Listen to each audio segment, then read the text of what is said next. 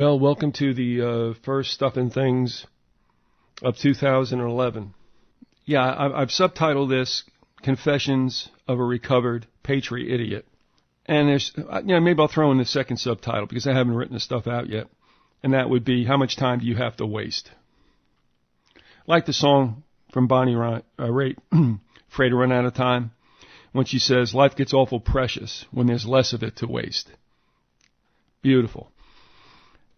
I remember also a little placard that was in one of my friends' his kitchen.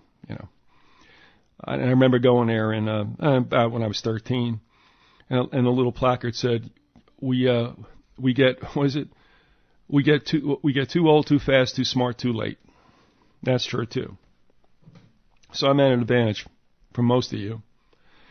And I understand also why older people get grumpy. And that's because they've seen the same shit generationally, like what, maybe 4, 5, 6 times around. And I mean, I was part of the young and dumb too. I understand that. Some listen more than others. I think I did to a certain extent, not as much as I should have, but certainly more than others had. Because they understand where it's at. And there are, it's funny because when I was young, I looked at some guys that used to be pro ball players. And I sized myself up looking at them. And here they are, like, 70 years old or something. I'm like, yeah, dude, you ain't anything. And I'm like, wait a second. How do you know what they were like in their own cohort, in their own time? They don't look at anything now because, what does Willie Mays look like now? What does Mickey Mantle look like now? He's dead. And then you start to realize you can't look at it that way. You got to look at everyone in their time. And that's when I started to listen a little bit more because I realized that there were some guys who were dudes in their time. And if they were in your cohort or you were in theirs, they'd kick your ass. Who can't slap around a 70-year-old or a 75-year-old? That's not the point. So then I got a lesson in, okay, fine. What anybody was in their time, they would have been in your time, given the same exposure to the same influences, both negative and positive. So enough said about that. But I'm just saying at this point, I'm looking around, and some of the things I see take place, I think I've gotten past the being upset. I am now starting to laugh because the whole thing becomes such a flustercuck. It really does. And it's never going to change. And I understand that too. All right, so here we are. I'm getting emails from people. It's nice they want to, for instance, we'll take this thing that happened with the Arizona shooter. And it's nice that they say, well, what do you think? But I have to tell you where I'm at right now. Now, understand, I was in the Paytriotidiot thing for solidly from late 2001. I started probably at the beginning of that year. Started the show with Harry in June and July, I forget, of 2002. And I was, a steadfast listener, and I bought my Berkey and I bought my Miracle 2 neutralizer gel and all this stuff. And I'm not sorry I did, But, there was nobody that was more devoted. I should have had a little Mickey Mouse hat ears and a little pin that said, ooh, you really are a dedicated Paytriotidiot listener. And then I found out, once I got inside the beast, just how bullshit they are, too. Every bit as much as mainstream. But that's for later. People ask me what I think about the Arizona shooter. I don't know. And I don't feel the need to try to figure it out or guess it. And I'll tell you why. Let me ask you this. You remember the Nickel Mines shooting in 2006? And the Bailey, Colorado school shooting in 2006? You remember the Omaha shopping mall shooting in 2007? How about the Northern Illinois shooter? Of course, you more or less remember the Virginia Tech shooter. That gets brought up every so often. Remember Columbine in 99 and the real story behind that? What about the Dunblane massacre in Scotland in 96? You remember that? How about Port Arthur in 03? You remember that? No, you don't. Or at least you have forgotten about it. And that's my point. Here's where I'm going with this, okay? And also this comes under the heading of you can't have it both ways. People still think that Lee Harvey Oswald was the lone shooter. What am I going to tell you? They had a commission that came out in '77 and said there is a conspiracy. Under Gerald Ford, I guess that was. There is a conspiracy. And then the question was, okay, then nothing. And that's the way it goes. It just disappears. Nobody pursues it.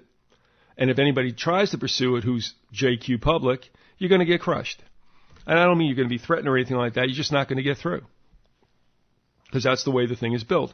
If any of you listen to Lusitanian, especially the last three, you understand the anatomy of a cover-up. Well, it was easier then. Well, I'm not so sure. Because now, even in the advent of TV and all the first accounts that were broadcasted, and this goes also for the Murrow building bombing, they all disappeared. Some people have saved it, I've saved some stuff, but it's all disappeared. Nobody remembers the contradictions, what everyone's first impression was of what happened at the trade towers, that is bombs, what happened at the Pentagon, and that was bombs, and Shanksville is a complete mess. But even though that those first accounts go out, they never show again. Anybody who's got their VCR running had captured them, and that was good. Other than that, you'll never see those things again, and there's a reason for that as well. You remember what I was saying to you before, and we did this thing on Jamie McIntyre, and his take about, well, there's no sign of a plane at this building, and then they bring back on CNN to do the damage control, and of course they don't play the whole tape of all the things that McIntyre said, and then McIntyre's brought out there to say, well, what I really meant was, and blah, blah, blah, and fine. Now McIntyre's not with CNN anymore. How does it feel, asshole? Yeah, they only eat their young. So that's the way it goes. So it's easier now to do a cover-up because after the original incident happens, how many people actually captured the very first accounts? After that, there's a closing of ranks, and there is a damage control thing, and then 24/7 broadcast media and newspapers and everything else just bang you consistently with the way you should think about it. I mean, one of the greatest things about that recording that Jim Kosher did with Tuesday Morning in September is that he doesn't really have the radio or TV on when he's filming the towers being impacted and what happens after that, because he's out on a fire escape in an apartment building in Jersey City, and he's watching it and giving it a running monologue. And he's saying, there's bombs there. I mean, because that's what it looks like, and rightly so to everyone. But then what happens is the media comes on and tells you what you saw. What am I going to tell you? And it works. All right. Now, hey, listen. Was the Arizona shooter mind control? I don't know. And I don't feel the necessity, as I'm sure some of you or all of you have heard on these Patriot shows, where the hosts come out real quick and start popping off, and they don't know what the fuck they're talking about. But they have to do it to keep you listening. They don't know. They can guess just like I can guess. Now, the problem also with something like the Arizona shooting is because what happens is, legitimately, news agencies go down there and they start interviewing anything that's got a pulse. They'll talk to anybody. I mean, when this first happened, as it broke, I was sitting here doing something, listening to, on the internet, WCBS 880 AM out of New York. They had her dead. So, and then I came back on, well, maybe, and well, man, she's dead. Nobody knows. And it goes back and forth because there's no spokesperson as yet set up. It's just a complete chaotic situation where news people go down there, stick a mic in front of anybody, and it's like, tell us what happened. And then you got to sort through all this stuff.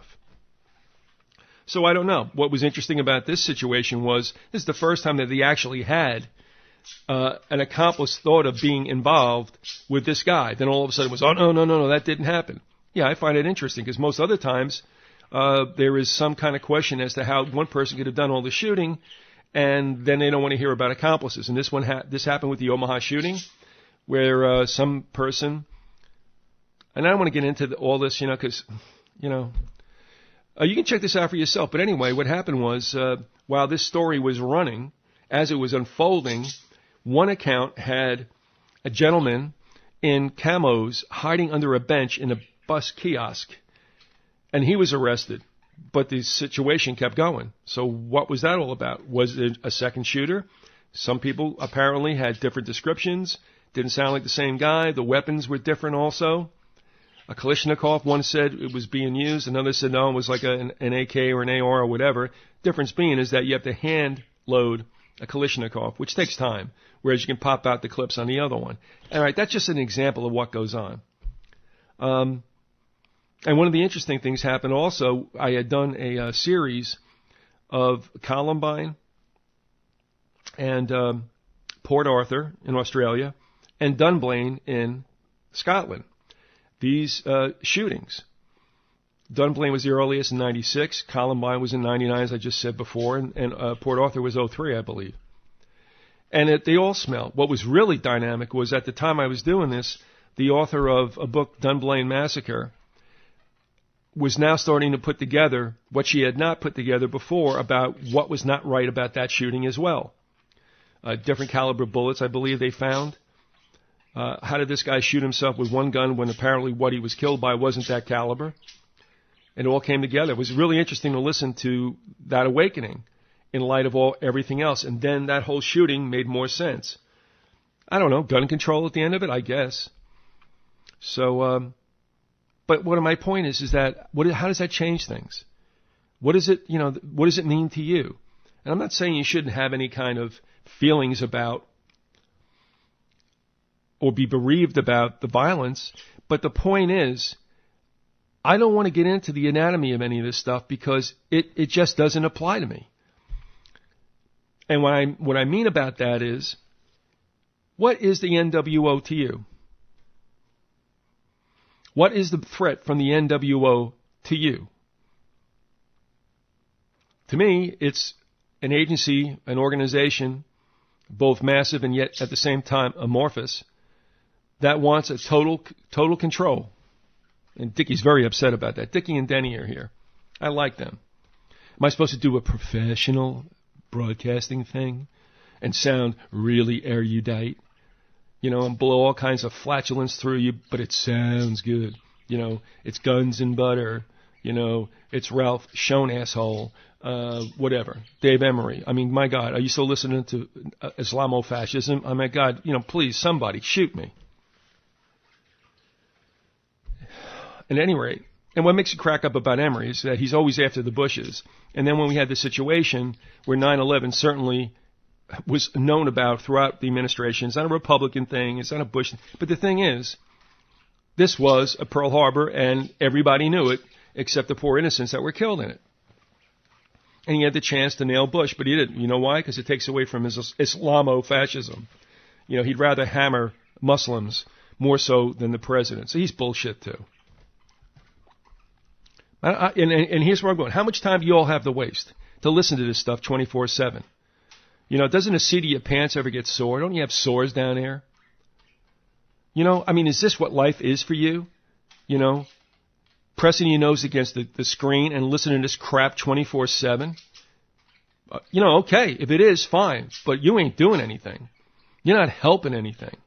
You're not getting anything done. You're not raising any hell. You just don't have a life. And admit it, because you don't want to have one. It's better to be a victim and feel sorry for yourself. And that's what most of this stuff is, all this commiseration and these endless blogs with endless verbiage. Oh, my God, it's sickening. Everybody's mad at the government. Everybody's giving the finger to the government. Everybody's calling them fucktards and everything else. And what? So what? What are you doing? They're running the show. You're doing shit. So you're not getting anything done. You're not really informed. Because one of the things also about Patriot Radio, it is 99.9% erroneous. I'll say there's good stuff about health. I picked up a lot of good things about that. But it's not like that's the only place that does it. I guess I'm fortunate, but I have 2 radio shows down here on 1250 WHNS that, they get it. They get it. They're homeopathic. And I don't have to go to the internet for that. But that's a good source. But people like send stuff around about, oh, look at this legislation that's going through. Da, da, da. Oh, sign this. Hey, tell me about that petition, by the way, about that piece of legislation that came down the pike, where people wrongly misconstrued it as you're not allowed to grow anything in your backyard. I'm not saying it's not going to go there. We talked about this late last year.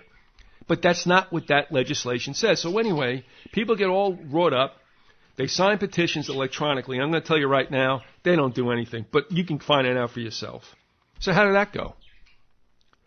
Legislation is being passed left and right that barely any of us have any idea about. And I'll give you an example.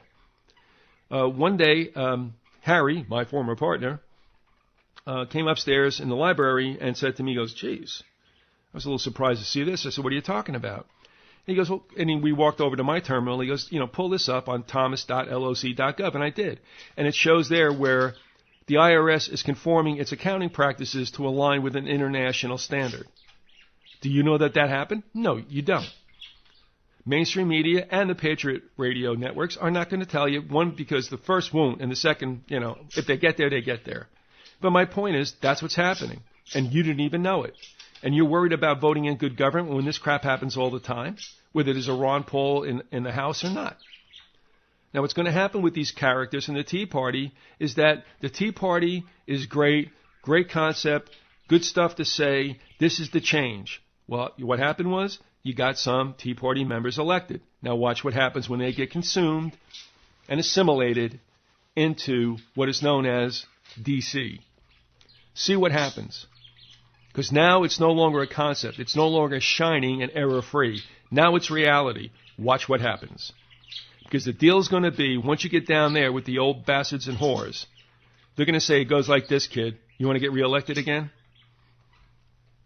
And I had to laugh because, I understand this, but it just shows you what you got as far as statesmen go, or stateswomen, okay? Who's the woman from Minnesota? Bachman? She's on the Today Show. So she was, somewhat propped up, given stuff to say. Really, okay, I'll just say that. So she goes out and has to speak to something. Okay, and well, how much governing have you really done so far? None. And Meredith Vieira, just like Matt Lyer, who asked the real tough questions, and the laugh track, the human laugh track, Al Falstaff Roker. So they're asking, Michelle Bachmann or whatever, I don't know. And she spits out these answers, and that's okay. But then what happens is Vieira, for whatever reason, starts to kind of nail her. I'm surprised because usually there's this love fest that goes on all the time. But Vieira starts banging her. And Bachmann now isn't ready for this, and she's not deep enough in the knowledge. She's probably recited it, memorized it somewhat, did a little bit of a Q&A with somebody, and didn't expect this. And you can tell when somebody, and that would include me or anyone else who's not deep in whatever information, and is sent out to try to address someone or something, you can tell they're not comfortable and that they almost have to rewind the tape and go back to the beginning and go, no, okay, here we are, item 3, right. And, I would say it's painful to watch, but now it's just like regular fare. I mean, not as bad as Sarah Palin. I mean, little train chimp that they put in little outfits and they tell her to say things and they push her out in front of the stage, Yeah, right. Blood libel. She knows what blood libel was. Are you serious? She can't even name a magazine on the newsstands. You remember that thing with Katie Couric? Oh, I read them all. Well, what are they? Well, Alaska's not as much out there as you think. Hello, come back here. Sarah, what are they? What's the titles of the magazines? Oh, jeez. Oh, that's pathetic. So, at any rate, Bachman didn't know what was going on. Couldn't talk to it. And then goes back, reaches for a couple of things she said before. And, it's like, who thought about putting her out there? And I don't know what got into Vieira unless that was the deal. Unless they suckered her to come on because, I don't know, the Rockefeller-backed party or whatever doesn't want the Tea Party to work. It might have been an ambush. It was an interesting little bit of a video. And, my wife and I are sitting there and going, look at this. She can't talk to it. You can see she's uptight as heck thinking, thank you for sharing that with us. All right, so going back to this whole thing, you know that mainstream news is managed. You believe that Paytriotidiot radio isn't. And it isn't to a great extent. But don't ever forget one thing, that there are people and there are organizations that back certain show hosts and networks with money to shoot something to you. So in that sense, they're no different. Now, you know from what I've done in years gone by, with the Informer, that pretty much was trail's end for me. When you realize that your government is, the whole story is false. It's a matrix of someone else's device that we're caught in. But we think that the Patriots are okay because, well, they're not mainstream news. They're not. And if they're doing it for a living, or they expect a lot of money out of it, you're not going to get truth, because truth is the first casualty with money. And I've been through this before about money changes everything. Because you cannot afford to alienate audience. You must keep them there. So you'll lie, you'll tell them the best stuff you can, and of course the lies will be, well, this is what I heard, a source close to the blah, blah, blah said this to me. Someone else, only under anonymity would say that, Joyce and Dave, how many times I have to listen to chatter? Well, I hear chatter, none of it ever came true. Now, some other lunk kid is saying something, or a bunch of them are, that we're going to see a whole bunch of indictments. Oh, that Fulford, by the way, he's an asshole too. It's a Yakuza that run the world. Yeah, okay. So now he's got it. There's going to be this mass indictment. It's going to come like within 10 days. Stay tuned. And then, of course, when it proves to be false, will anybody say, hey, what is wrong with you? And this is the really sad thing about the whole Paytriotidiot audience, and that is they show no value for accurate information and show no disdain for inaccurate information. Why? Because these idiots, these simps who have nothing else going for themselves, who listen 24/7, and I don't give a shit whose feelings I hurt. If you're that way, you know what it's about. Call it what it is. Because I was there and I got sick of it. Because I'm not going to go ahead and fall in love with some of these show hosts or be their friends or be inside their circle if they're putting out bullshit. That's the one thing I have to say about me, and that is, I don't want any of you to be my friend. It's not necessary for you to be my friend. I don't care if you're my friend. I don't care if you hate me. But what I do care about is whether or not you believe you're getting accurate information without all the bells and whistles and bullshit that you get out there. So they'll tell you anything. They'll tell you that the Lusitania, arose from the depths. And everybody will be like, oh, can you imagine that? And you'll believe it. So this is the other section of the country, probably only 1% of that, who doesn't demand truth, who doesn't demand analytical pursuit of information. They want to like someone, and they liked me, and I don't want you to like me. And I never had anybody supporting me, so I never had to play to anybody's tune. And I didn't do things just to be rogue or controversial. I did them because that was the truth, and as much as it's hard to swallow sometimes, guess what? That's the way it is. But most of the Patriot audience doesn't want that. None of the other 299,900 whatever people, they don't want it either. And yet we're supposed to believe that there's going to be this resurgence, this uprising, this revolution in America. We're going to take our country back, never had it. We're going to take our Constitution back, never had it. Well, all I'm asking is, show me some results. Show me some effort. Whenever I hear this crap about, we're going to do this, we're going to do that, we're taking this back, it doesn't have to be this way, blah, blah, blah, I'm like, okay, so just show me what's going on. What are you doing? Are you getting up on a soapbox in Trafalgar Square? Are you talking down at the local Safeway or Giant or Piggly Wiggly or Pathmark? Are you doing anything? Are you putting yourself out there in the street? No. Why? Well, I get a family. Okay. I get a mortgage. Okay. Well, I get a job and a pension. Okay. All understandable. But then shut the fuck up. Shut up. Don't talk because everybody talks a good fight and that just doesn't cut it. And what we got are a lot of people blowing a lot of beer muscle and internet muscle and they don't do shit. And every time I ask them, show me something, I get this. Well, this is going to happen. No. I don't want to hear it in the future tense. What did you do today? What did you try to do today? Well, why don't you do something? I'm not. And I admit I'm not. Because I know this is an unwinnable battle. You may not want to hear it, but it's an unwinnable battle. In fact, it's so unwinnable that you can't even put a dent in the shin of any of these characters because it's that far gone. And I crack up about these people who talk about, well, the Royals aren't that smart. I don't care. You know? And I got into this with someone, and I'm like, they're not smart? All right. They got the power. I don't care what their IQ is. They're running the show. They're doing stuff. They've been at this with their generational antecedents for how long? They know what they're doing. If they're not smart, that's fine. You can make all kinds of fun of it, but you know what? They're kicking your ass every day, so shut up. The most you can do at least is respect the fact that they got it together and you don't, and we don't. And that's just the way it is. You want to live in another parallel universe, go ahead, but do not be on my side. Don't come even near me, because you're full of shit, and I've seen it all my life, and I've had enough of it.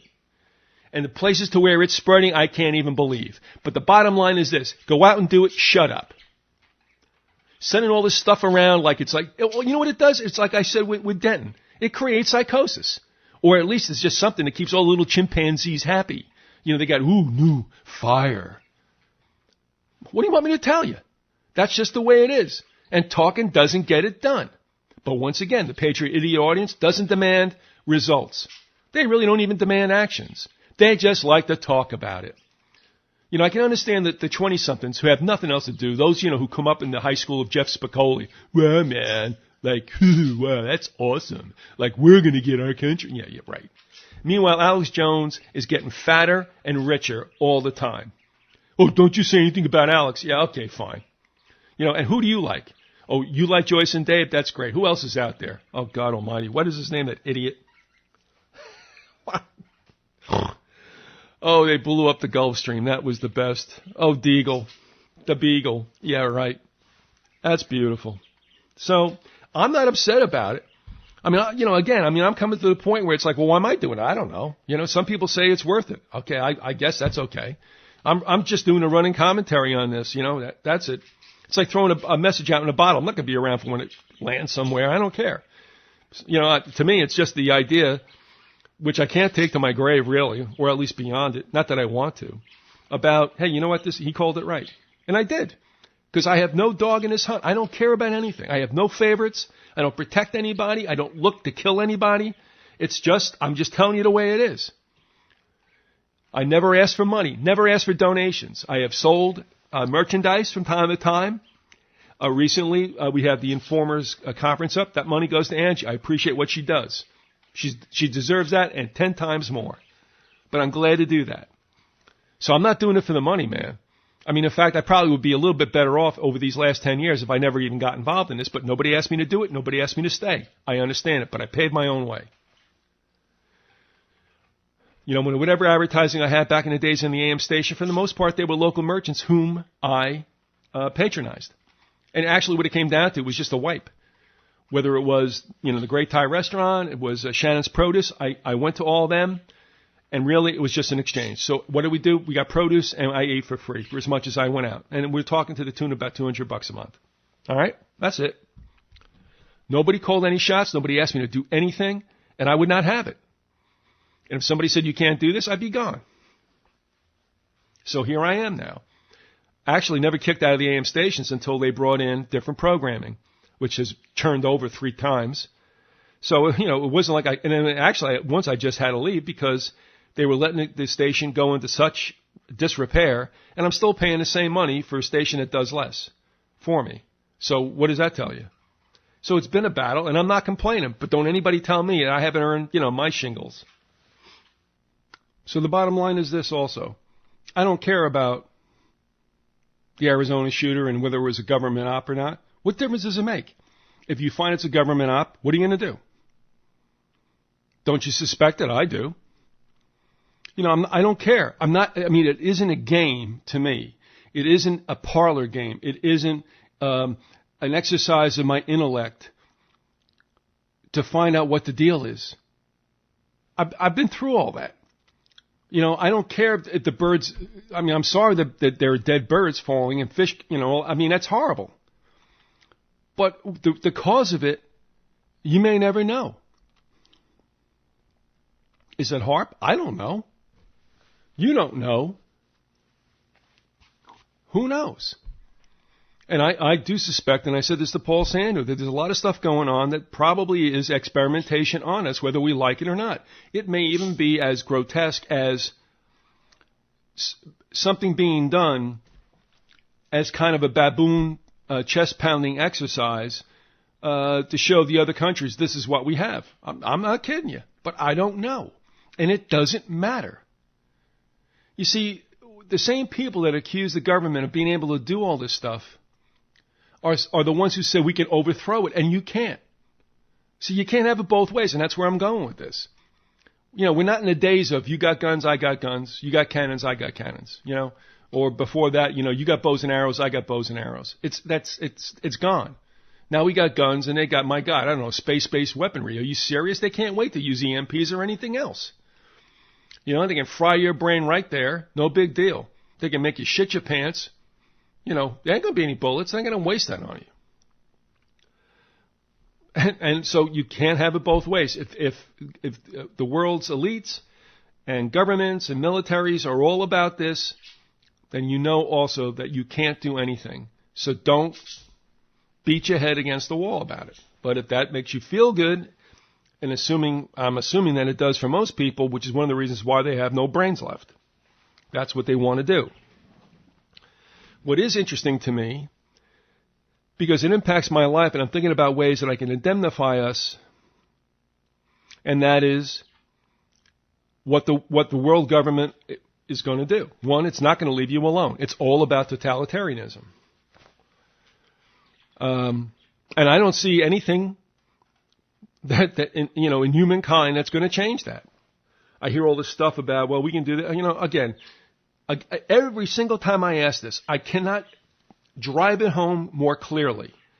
And those of you who are listening to this and think I'm talking about you, and in fact, if I am talking about you, here's the deal. Produce it. You got a mortgage? I'm sorry. You got children? I'm sorry. But unless you risk it, unless you risk everything, you ain't doing shit. Now, I would advise you not to. But you can sit there in your zip code, in your tony little neighborhoods, and you can yak all you want. You're no different than anyone else. You're no different than the Alex Jones you don't like. We got him on the run. How do you do that, Alex? How do you get him on the run? Show me something. How do you have him on the run? Did the Bilderberg stop meeting? No. And the other thing about the internet is you can find some jerk who's written something to back up your point. Just because somebody wrote something and you send it to me as support for like your viewpoint, what does that mean? Oh, it was published on the net or anywhere else. It must be true. No. Like I said about that thing about, the royal bloodlines, they aren't that pure. Well, of course they're not that pure. They're supposed to not be pure. What happens is you get, now I wouldn't say incestuous, but the gene pool starts to degrade. So you always want to bring in the best of what there might be on the outside. And the example I made is that's why Prince Charlie married Diana. Supposedly a commoner, although it's thought that she was in the Stuart line, and the Stuart are the ones who say they are the legitimate heirs to the throne, and the Windsors usurped it, but that's fine. So he married a commoner babe. I mean, what was she thinking about when she married him? I mean, look at him. He's uglier than a can of hookworms, man. He looks like he's got a head like Seattle Slew. But, of course, he's royalty and he gets to wear kilts and nobody makes fun of him. And actually, by the way, he actually could be a dude. Paratrooper, all that stuff. Now, his two sons are going to marry babes that are commoners. It's good for the gene pool. I don't know. So where am I going with this? It's like this person writes it. I'm like, okay, what am I supposed to take from this? What is this? This guy's like community college history paper? This is bullshit. Get it out of here. So you see, and you get stuff sent along. It's like, well, you can find anything to support your argument. That doesn't make it right. And the people who read information and process information have to figure out who's more right or who's got the heavier weight support. That's it. Now, what am I concerned about? Where the elites are going. So what I did was I sent around this thing that Hawkeye Hannah had sent me just as a heads up from the World Economic Forum. These are people who don't like us because we're little people. We're peons, and they get to sit on top of the dunghill. And they always meet in Davos, Switzerland, because Switzerland is a nice place to meet. So I would say is if you want to avoid a lot of destruction, go to two places, Colorado or Switzerland. Somewhat kidding. So the World Economic Forum has told us what is going to happen. Do they know it? Absolutely, because they're going to cause it. And I have said months back, and you guys have heard this, and it was all about the money, the food, the energy, and the last one, when they come for the water, things are bad. I don't know what's going to happen before a war or after a war or whatever. But you see, the thing is, whereas everybody's running their mouths about how the world's elite aren't smart enough, aren't this, they're getting stuff done, you aren't. All right, so let's take a look at this World Economic Forum and what it's come up with. It said the two risks are especially significant given their high degree of impact and interconnectedness. Economic disparity and global governance failures. Both influence the evolution of many other global risks and inhibit our capacity to respond effectively to them. In this way, the global risk context in 2011 is defined by a 21st century paradox. As the world grows together, it is also growing apart. Globalization has generated sustained economic growth for a generation. It has shrunk and reshaped the world, making it far more interconnected and interdependent. Those two words are buzzwords which they will shove down your throat forever. The big word, interdependent. And as the late Joan Vion pointed out, this is where it's at. But the benefits of globalization seem unevenly spread. A minority is seen to have harvested a disproportionate amount of the fruits, although the growth of the new champions is rebalancing economic power between countries. There is evidence that economic disparity within countries is growing. Issues of economic disparity and equity at both the national and the international levels are becoming increasingly important. Politically, these are signs of resurgent nationalism and populism. Of course, we can't have that, as well as social fragmentation. There is also a growing divergence of opinion between countries on how to promote sustainable, inclusive growth. To meet these challenges, improved global governance is essential. But this is another 21st century paradox. The conditions that make improved global governance so crucial, divergent interests, conflicting incentives, and differing norm and values, are also the ones that make its realization so difficult, complex, and messy. High-tech word to use in this white paper, huh? Messy. As a result, we see failures such as the Doha Development Roundtable of the World Trade Organization and the lack of international agreement at the Copenhagen Conference on Climate Change. The G20 is seen as the most hopeful development in global governance, but its efficiency in this regard has not been proven.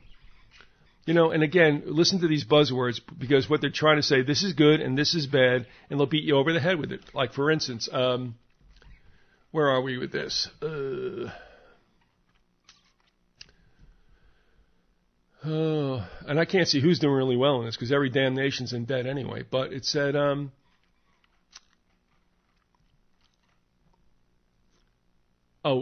signs of resurgent nationalism, they don't want it. Resurgent populism, they don't want it.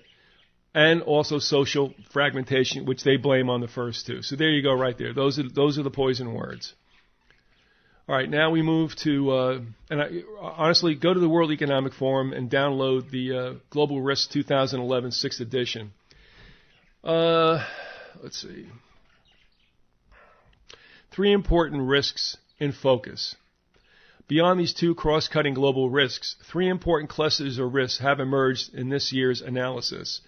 The, quote, macroeconomic imbalances nexus, a cluster of economic risks including macroeconomic imbalances and currency volatility. Fiscal crises and asset price collapse arise from the tension between the increasing wealth and influence of emerging economies and high levels of debt in advanced economies. Somebody tell me where the emerging economies are. You can say China, but they always tell you they got problems too. High levels of debt in advanced economies. I mean, what's the difference between emerging economies and advanced economies? I mean, The emerging ones get to be advanced, and they're all having problems. So, I mean, again, it's like blah, blah, blah. Savings and trade imbalances within and between countries are increasingly unsustainable, while unfunded liabilities create extreme long-term pressure on fiscal positions. One way out of these imbalances would be coordinated global action, but this is challenging given the conflicting interests of different states. So what are they going to say? You different states don't have conflicting interests. All right, here we go. Quote, the illegal economy nexus. This nexus examines a cluster of risks including state fragility, illicit trade, which everybody's involved with, organized crime and corruption, one of the leading industries everywhere, a networked world, governance failures and economic disparity create opportunities for such illegal activities to flourish. Man, without that, they've always been the same. Nothing new. In 2009, the value of illicit trade around the globe was estimated at in U.S. terms of $1.3 trillion and growing. Excuse me. These risks, while creating huge costs for legitimate economic activities, also weaken states, threatening development opportunities, undermining the rule of law, and keeping countries trapped in cycles of poverty and instability. International cooperation, both on the supply side and demand side, is urgently needed. But there's been no international cooperation. I mean, how many times do you have to see people go down to Haiti, throw some bucks at them if they ever get it, and leave, and now there's another problem down there now. Nothing's meant to be done there on a permanent basis. And there's other stuff about what?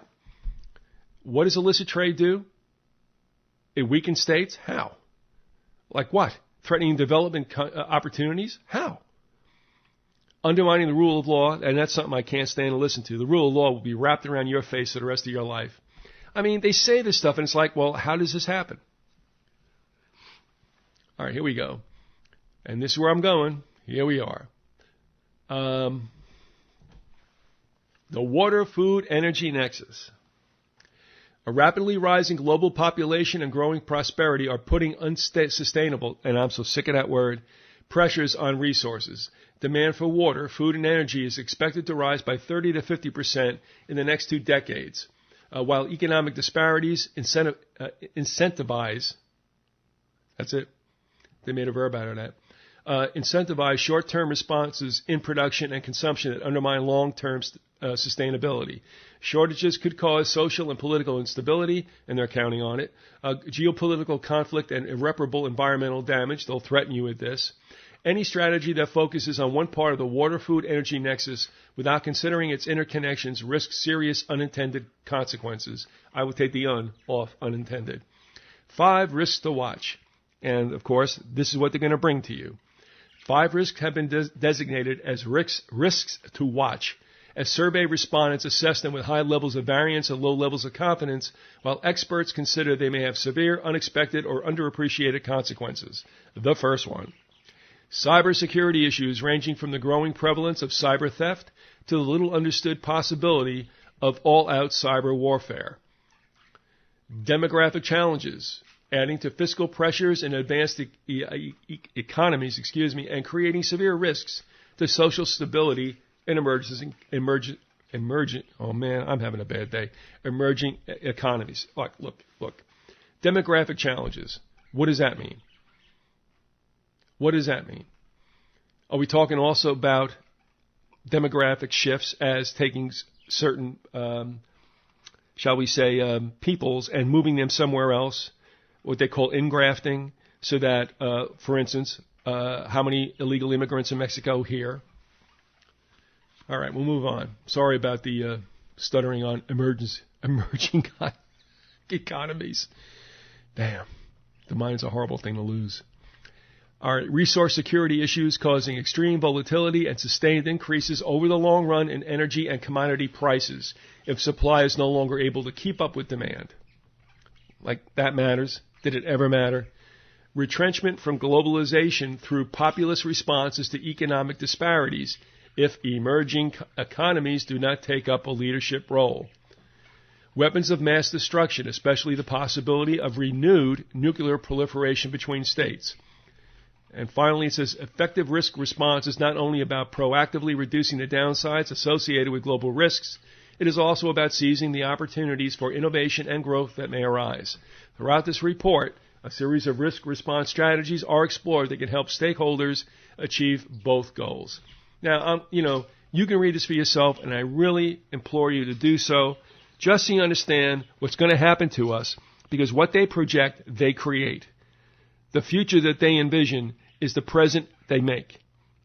And that's what they're going to do. And they're going to stick it right up your giggy and do it. And that's all there is to it. Now, what I would say this year especially, you're going to see a revisiting of a spike in gas prices. Kramer, out of the side of his mouth, said $4.30 a gallon. That's it. Others are saying it's going to hit $5 this year. Also, you're going to see food prices rise, if nothing else, except for the fuel increase.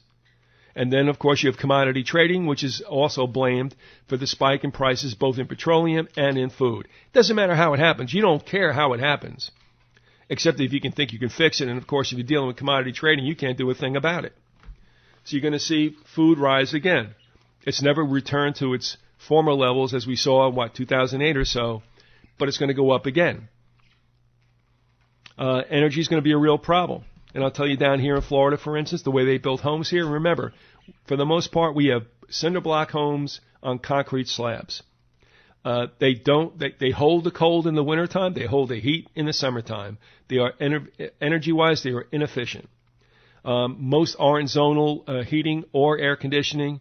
And I think anybody down here or anywhere else that's involved with air conditioning and heating should get into the business of zoning, of turning central into zonal. And that will work out much better. Why they built two-family homes down here, I have no idea, because that only makes everything worse unless you have bi-level control over both heat and cold. Most people don't, and air conditioning, not cold. Oh, cold. That is air conditioning. Most people don't, and if they would go and now get into the habit of converting, that will work. They won't do it, and they'll scream later on. And that's why I'm saying to you, I mean, this is what they're coming for. That's what you know. They've given you fair warning, but you want to listen and worry about HARP and MK Ultra shooters and UFOs. What else? You know, you see where I'm coming with this? I'm only concerned with the important stuff. All this other stuff is just stuff that people want to do because they have nothing else to do. They don't watch game shows. They listen to Patriot Radio. They don't do this. They listen to Patriot Radio. You know, UFOs, are they out there? Yeah. Do I care? No. Are they going to be good for us? Absolutely not. Don't have any doubt in the fact that they're there, whether we made them or something else made them or they both made them. It doesn't matter to me. It's just another threat that will come in time. What do you want me to do about it? You know, I mean, it's just, you want to, again, how much time do you have to waste? Now I'm going to move to something I think that really is at the core of what's going on. I was going to do a show and read all these documents. I'm not going to do it. And you don't really want to hear it. However, I will send you the documents, and I think that they represent exactly what we are living under. I think that will probably answer a lot of questions as to the validity of the things I'm saying and what is presently going on. I'll give you the titles of them in a second. But let me go to one thing in particular, the emergency powers statutes, okay? Senate Report 93-549. In this 1973 official report, the U.S. Senate admits that the emergency powers given to the President under the pretense of the national emergency of 1933 have remained in force and that the normal function of the federal government has been suspended. Now, I'm going to tell you something. I sent this to somebody when we went back and forth about something. Somebody I don't even know. It was a third party in an email or whatever. And I sent this, to explain something. I got an email back, didn't even matter. Didn't even address it. And that's what you're going to find with people who don't care about it. If you care about it, you'll understand. If you don't, fine. So, I mean, it was just like, why am I even bothering with this guy? Because it's like, hello, don't you understand, asshole? Asshole, don't you understand? Frig your Constitution. It doesn't matter. You're under this stuff. All right? And there it is. What can I tell you? 93rd Congress, Senate Report number 93549, first session. There it is. Emergency power statutes, provisions of federal law now in effect delegating to the executive extraordinary authority in time of national emergency or of the Special Committee on the Termination of the National Emergency United States, Senate November 19th, 1973, and they didn't terminate the emergency powers. They just talked about it. All right? And then he moved down further. Again, I'll give this to you, okay? And it says, under the introduction, a majority of the people in the United States have lived all of their lives under emergency rule. For 40 years, freedoms and governmental procedures guaranteed by the Constitution have, in varying degrees, been abridged by laws brought into force by states of a national emergency.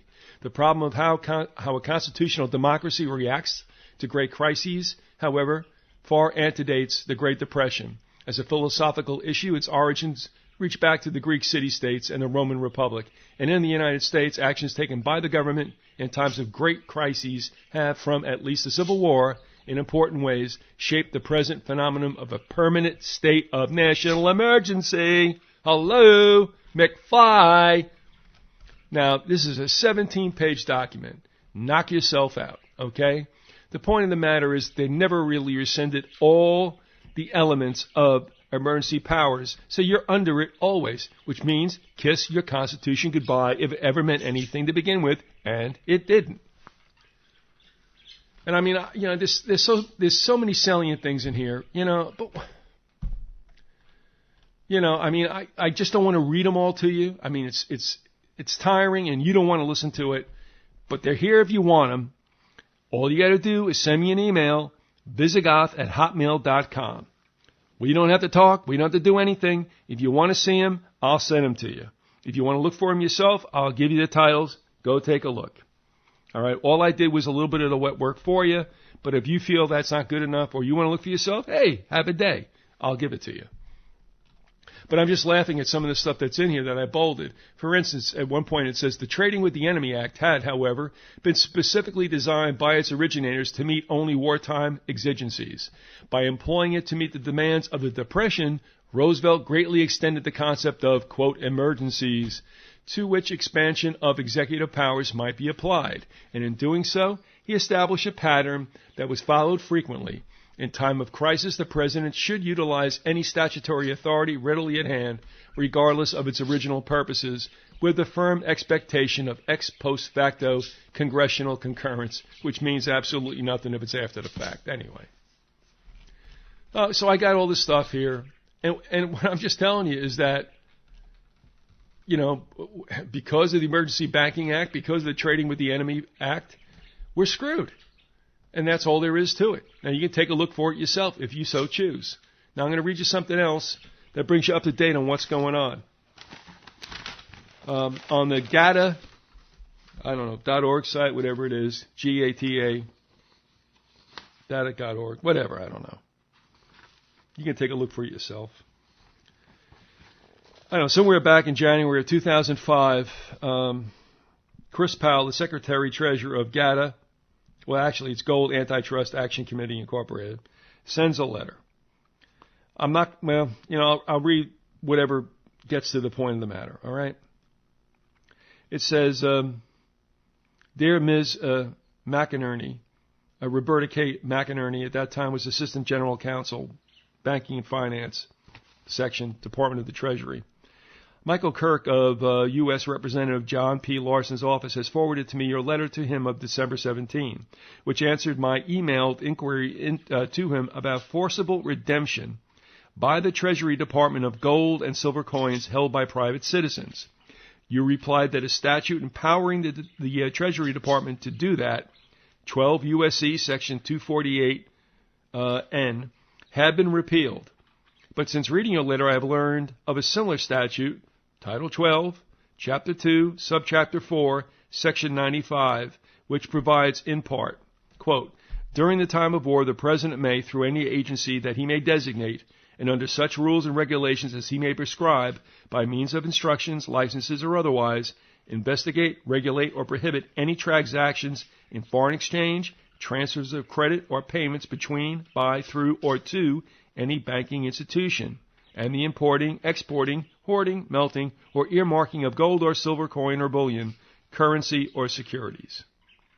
Section 95A further authorizes the President to prevent the use by U.S. citizens of any property in which a foreign country or a national thereof has any interest. Those provisions are of the greatest concern to investors in gold and silver bullion, coins, and shares of gold and silver mining companies, and to those companies themselves. So the Gold Antitrust Action Committee urgently requests that the Treasury Department explain how it construes these provisions. All right, and then it goes on to other things that will be addressed in the letter. All right? This one I'm going to read in toto. Bear with me, but if you want to cut to the chase, you can go to whatever that website is, gata.org.com, whatever, and go check it out. So he gets a letter, Powell gets a letter from Sean M. Thornton, Chief Counsel, in parentheses, Foreign Assets Control, U.S. Department of the Treasury. And here's what he writes to Powell. The U.S. Code provision that you reference, 12 U.S.C. Section 95A, is a duplicate codification of Section 5 of the Trading with the Enemy Act of 1917, 50 U.S.C. App Sex 1-44, or TWEA, Trading with the Enemy, with respect to which my office bears responsibility for interpreting. As you may be aware, Congress enacted TWEA during World War I to prevent certain transactions that might be of advantage to an enemy during wartime. During World War II, the Treasury Department implemented extensive punitive blockings of Axis assets and protective blockings of Allied assets. In 1950, the United States imposed economic sanctions against the People's Republic of China as a result of the Korean emergency to prevent, among other things, Chinese acquisition of foreign exchange through transactions with Americans. The Department of the Treasury's Office of Foreign Assets Control, or OFAC, began enforcing foreign asset control programs in the 1950s. Today, the only economic sanction programs administered by OFAC under TWEA are with respect to Cuba, North Korea, and certain third country transfers of sensitive materials. You have asked how the Treasury Department construes the term, quote, the time of war, unquote, which appears in Section 5B1 of TWEA. Although TWEA, once again, Trading with the Enemy Act, does not include a definition of the term, quote, during the time of war, unquote, it does include definitions for the terms, quote, the beginning of the war, quote, and, quote, end of the war, unquote. The words, quote, the beginning of the war, unquote, are deemed to mean, quote, midnight ending the day on which Congress has declared or shall declare war or the existence of a state of war, unquote. The words, quote, end of the war, unquote, are deemed to mean, quote, the date of proclamation, of exchange, of ratifications of the Treaty of Peace unless the President shall, by proclamation, declare a prior date, end of quote. Sorry to do this to you, man, but this is where it's at. Thus the phrase, I don't have to quote this, okay?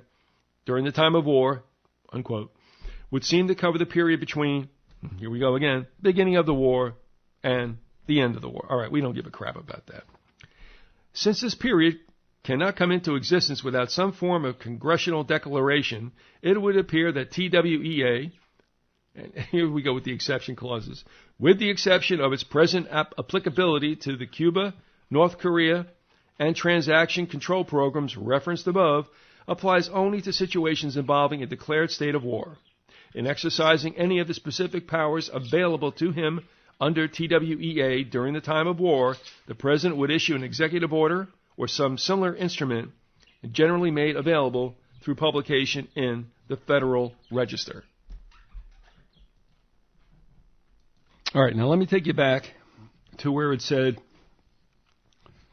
since this period cannot come into existence without some form of congressional declaration, it would appear that TWEA, with the exception of its present applicability to Cuba, North Korea, and the transaction control programs referenced above, and now there's an asterisk.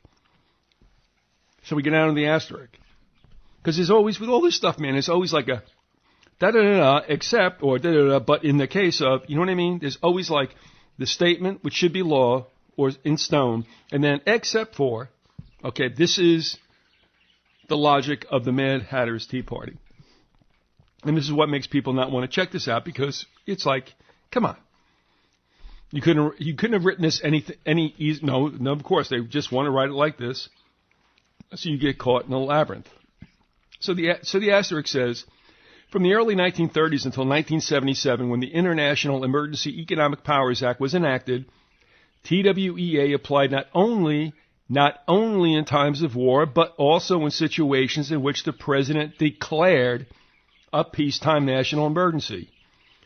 Pre-existing emergencies declared with respect to Cuba and North Korea and certain transaction controls were grandfathered, which explains why TWEA still serves as the basis for those sanctions programs, even though the United States is presently not in a state of war with respect to any of the affected countries. Making sense to you? It shouldn't, and you're right.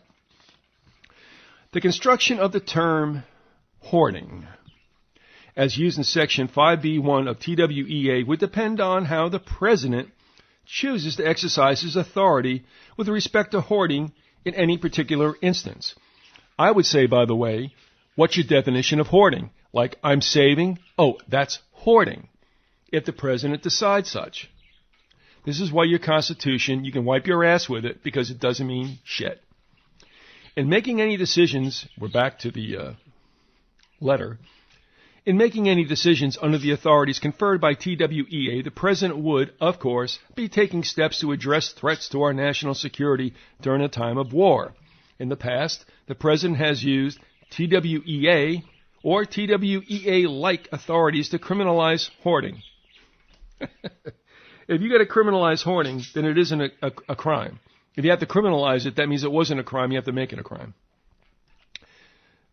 See, generally, Bauer v. United States. You want me to go through this? No, you don't, but I will. 244F, period, 2D794, in parentheses, 9th CIR dot 1957, end of parentheses. I'll send you the manuscript. All right. Today, however, such activity is not restricted under the only sanctioned programs in effect pursuant to TWE, that is Cuba, North Korea, and the transaction control programs. If during a time of war the President expressly chose to restrict the hoarding of gold or silver, he could do so.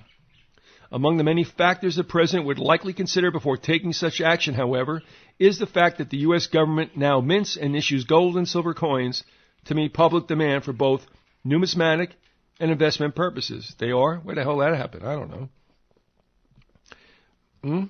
Okay. You also have asked about the President's ability to interfere with the ownership of shares in gold and silver mining companies merely because the shares of such companies also might be owned by foreign nationals or foreign governments at war with the United States or not at war.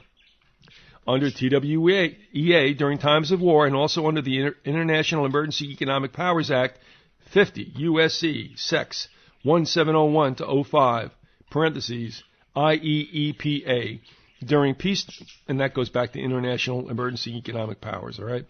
During peacetime national emergencies, the President has broad powers to regulate property in which there exists a foreign interest. Well, if you're in a global economy, you see where this is going? If you're in a global economy, well, then everybody's involved in this. And then it says, all right, section bullshit. Okay, fine. You're not missing anything on that. The last paragraph, thank God. Consequently, the President may restrict shares in any company owned by foreign persons consistent with the purposes of any declared emergency. Well, who decides what's consistent with purposes of any declared emergency? In this respect, foreign-owned shares in gold and silver mining companies are no different from foreign-owned shares in companies in any other industry. Finally, you raise concerns about the instant destruction of gold and silver investors and the precious metals mining industry in the United States. In the establishment and implementation of sanctions, the U.S. government is always mindful of the domestic impact of restrictions meant to serve national security and foreign policy purposes. Just as the U.S. government has been mindful of the practical impact that sanctions have on various service and manufacturing industries, it would also be mindful of the potential impact of sanctions with respect to the markets and industries associated with precious metals. I hope you find this letter instructive. Thank you for your interest. If I can be of any further assistance, please call me. Sincerely, Sean M. Thornton, Chief Counsel, Foreign Assets Control, U.S. Department of the Treasury, Washington, D.C., 20220. Does this mean anything to you? Yeah, you know what it means to you? Anything goes. You got it? Anything goes. Stuff your Constitution. That's what you're under, and that's the way it will remain. You have no control over anything. All right, with regard to the titles of some of those documents that I think what you find most revealing, I'm just going to give you the names, 50 U.S.C. Chapter 13. All right. I have it down as 2039. All right, let me take a look at that. And that is the proclamation made by Franklin D. Roosevelt as a bank holiday, March 6th through 9th, 1933. Okay? The Banking Act, I believe they call that. So there you have that. All right? Emergency Power Statute, which I just read from. The Confiscation Act of 1861. The Lieber Code of 1863. And finally, Title 12, Chapter 2, Subchapter 4, 95A, which part of this you already heard from in that discussion with GATA and the Treasury Department. Now I'm going to read something once again that I-Man sent me in an email a while ago, quite a while ago. All right, he said, let me read the whole thing. Same thing happened when the banks stole all the people's real money from 1921 to 1929, and when the run on the banks caused Roosevelt to declare the people the enemy of the banks under Proclamation Order 2039 in 1933. One of those docs I just told you I have. It was the Federal Reserve that actually wrote that amending law into the 1917 Trading with the Enemy Act to protect itself, not Congress. It was for the Fed, which had just been constructed in 1913. President Hoover refused to sign the Trading with the Enemy Act, amending portion that made Americans, for the first time, enemies of the banks. Roosevelt did it to protect his buddy Rockefeller of the Chicago Bank from going belly up for all the people's money, gold, he sent to Europe on bad business deals. What the hey? It wasn't his money, was it? Why should he care?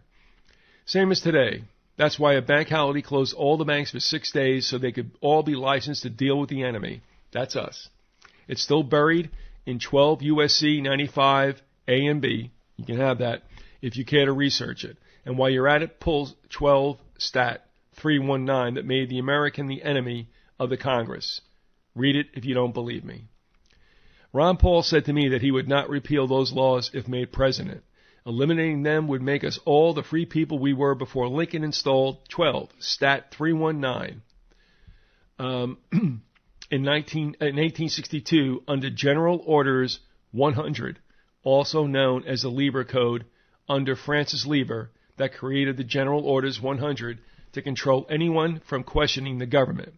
Why do you think they created what he called the fatherland security here? It's the same as Hitler did in Germany. No difference except different countries. This government is the biggest terrorist ever. People never learn as history is repeating itself right before your eyes. A failure to know history causes the same thing to happen every 60 years or so. Before 1930, it was the silver panic in 1873. So history always does repeat itself, and the money changers are responsible. Just like the Wildcat Bank scams in 1835 that decimated this country's people. The real U.S. Treasury Bank existed from 1841 to 1921, when Congress abdicated its responsibility, eliminated the real U.S. Treasury, and turned banking over to the private Federal Reserve to act as its fiscal agency, who in turn shirked its agreement in 1916 and turned that duty over to the Bank of England, a private organization not belonging in any way to England, and which screwed the American people in 1930 and now in 2008. Paulson, that would be Henry, is not the Secretary of any real treasury before Congress destroyed that in 1921 by the Act of 1920. They made the Treasury a department only, and the UN created the International Monetary Fund, and ever since 1945, when the Bretton Woods Act was created, every governor of that fund was installed to run the private IRS collection agency so it could collect the funny money, which you know as a Federal Reserve note, which is nothing but a debt instrument that the bank puts a lien on the minute it's issued. Paulson is not paid by the U.S. government. He is not a U.S. official. He gets paid by the Bank of England. Don't believe me? Then read 60 Stat 1401, The service agreement the private corporation known as the IRS made with Congress under Treasury Decision 91 and Public Law 94-564, Legislative History, page 5967, and Reorganization Plan number 26. So Paulson and the chair of the private Federal Reserve screwed you again and want you to pay for their stealing from you. Congress has no clue of what I speak except for the Banking Commission, but they ain't going to tell you. The collusion is so deep, RICO, R-I-C-O, would have to wipe out the international bankers that run this country. Look how many times the money changers caused the same problem as we have now. 1835, wildcat banking failure started. 1873, 1930, 2008. So the bankers are getting smarter and prolonging the crash so they can steal most of the people's money, and yet, after all this is forgotten, the bankers will be allowed to start all over again. So there you go. I'll even send you that if you want it. That's the real world. That's the real history. Not sexy, but that's what you're living under. And understand something else also.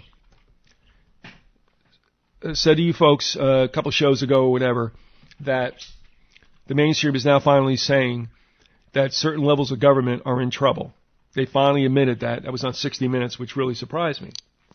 Well, on CBS Radio, that would be yesterday, January 19th, maybe 18th. Won't matter. They are now admitting that probably 48 of the 50 states, and most likely 49, are in trouble. They're looking for Illinois to be the first to declare, they can't declare bankruptcy, but to declare insolvency. And they'll have to go to the federal government. The thought was, and this was echoed, and I read this to you before, that, as one analyst said, if one state government does it, the others will fall in behind it. So you're looking at a situation where you might have anywhere up to 48 or 49 states going to the federal government and saying, basically we're broke. The one state that they felt above all was solvent was Nebraska. But Illinois, its neighbor, 2 states to the east, will probably be the first one to go down. And now you got some severe problems. So look for that to happen. Another thing.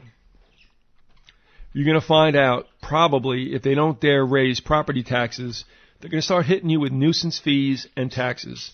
So, again, under the idea of death by 1,000 cuts, you're going to just get nickel and dime. But it's going to start to add up without any doubt. New Jersey, for instance, I had a laugh about this one, is thinking about creating license plates for bikes with registration fees. Okay? They'll start off with $10 a plate. So if you got a family of 4, you're paying $40 a year. All right? Now just understand this too. Who the hell is going to go ahead and pull over, a 10-year-old? Because that 10-year-old has like an expired license. I mean, you see where this is going, and yet they'll try to do this. Okay? Why? What does it make safer? No, they just want a revenue stream that they can go for. And one that doesn't seem so bad because, after all, it's only $10 a plate. So look for that as well. Police departments are getting cut left and right. As I had said to Paul Sandu, 2 cities in New Jersey, one that's probably, I think, has the 3rd highest crime rate, Camden, New Jersey, and Newark, both cut their police departments. Newark by 20%, that after a weekend of 5 homicides by gun. Camden's going to fire half of its police. So this is what you're coming to. And there's no way out of this, by the way, unless they go after you, because they're not going to create more jobs. I mean, think about it. This is what I keep asking. Where's the jobs? You can't have any kind of recovery unless people are going to work. The longer they stay out of work, and the more that their ranks are joined by others, you're going to have problems. Now, do you think they'll create martial law? I'm not worried about martial law. I'm worried about brigands and gangs and people who are just in duress breaking into homes who never had a criminal record. That's happening down here in Florida. It's probably happening in a neighborhood near yours. Or maybe yours, in fact.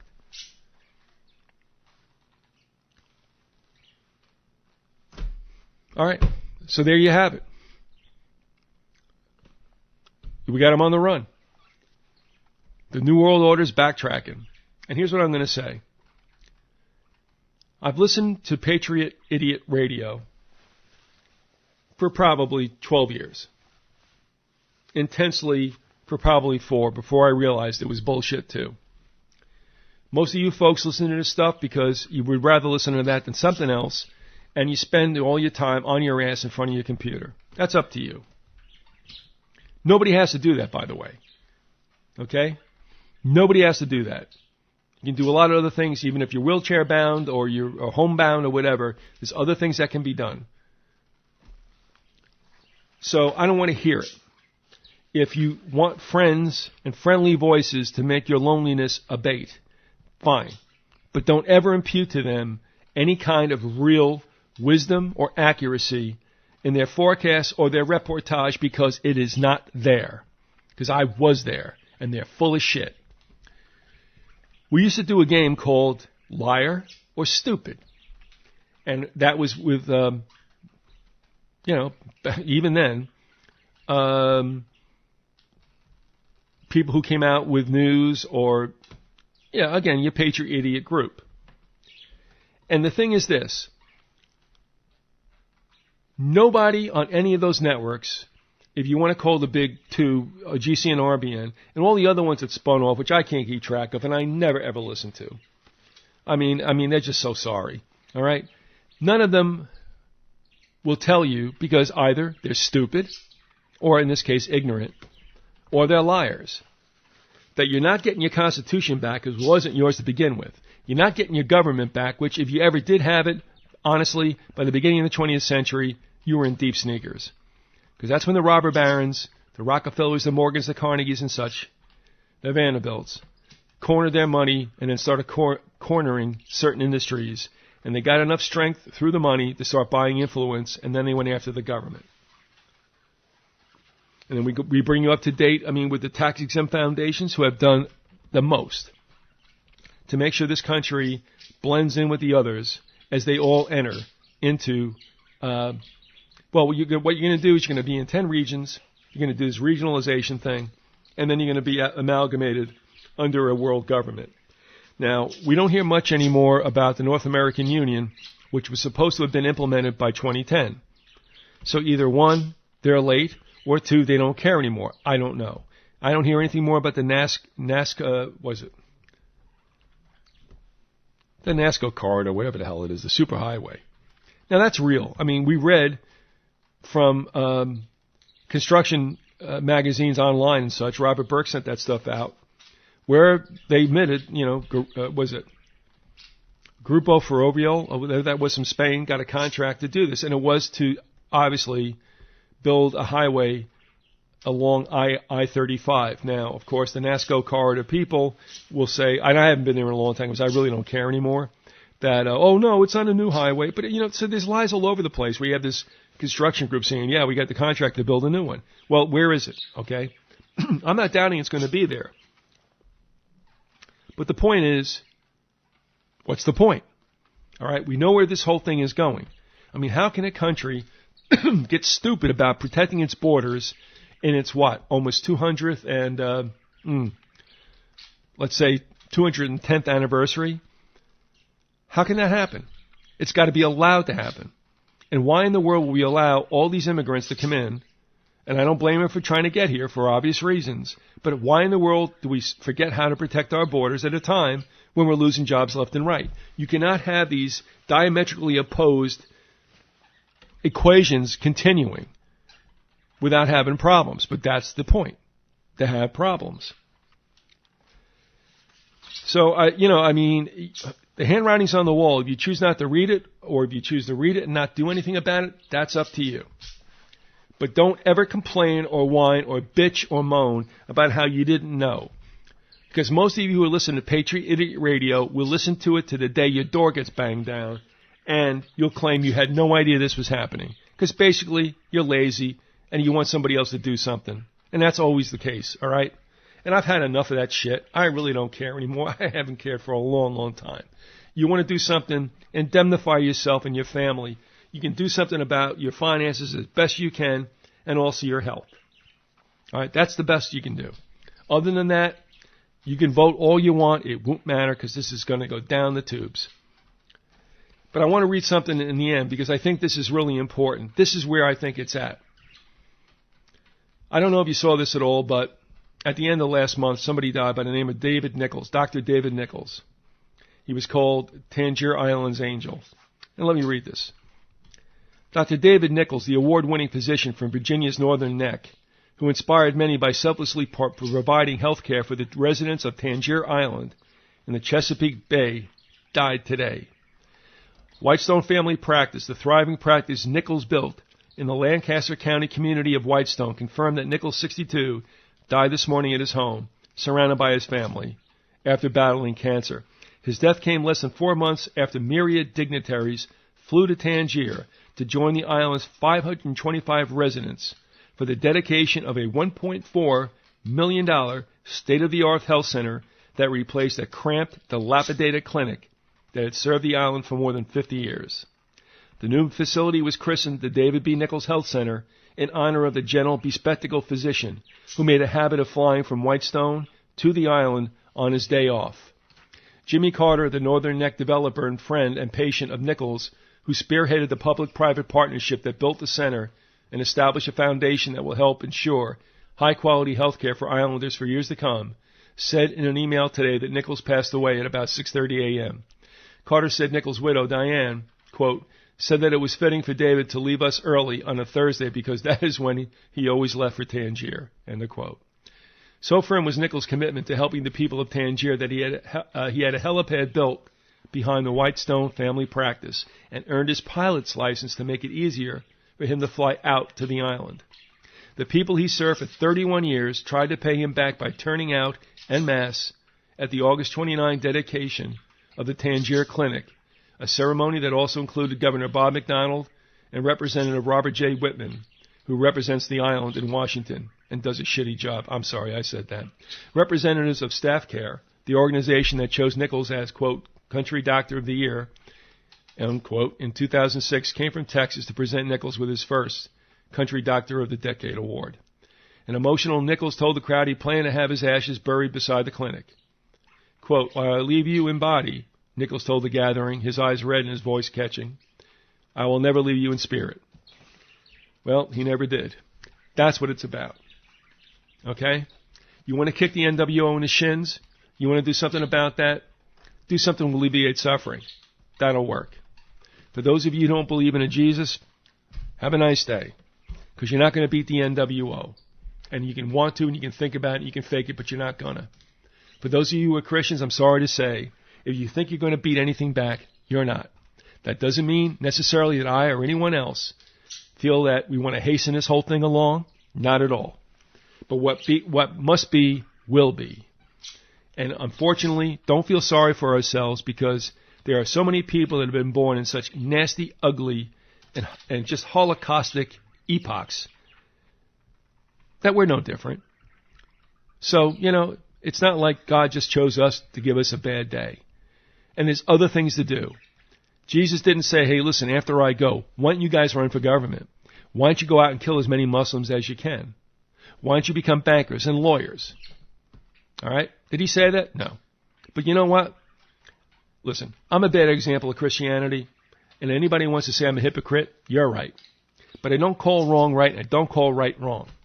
I also know that when I go before Christ, okay, all I know is that I understand the way the deal was.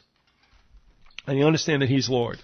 Any of you who want to go ahead and question the Bible and everything else, hey, good luck. Because that's one thing I know I don't have to go ahead and worry about when I go into judgment. And we're all going into judgment.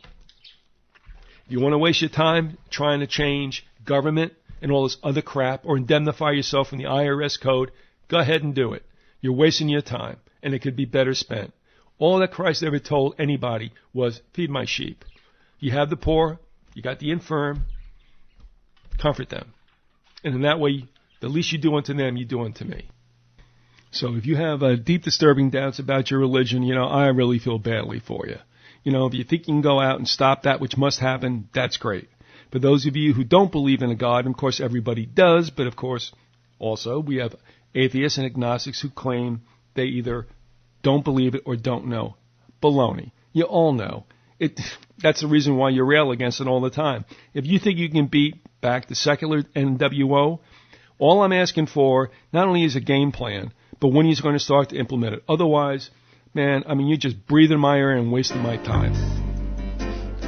Heard it all before, man. See you later.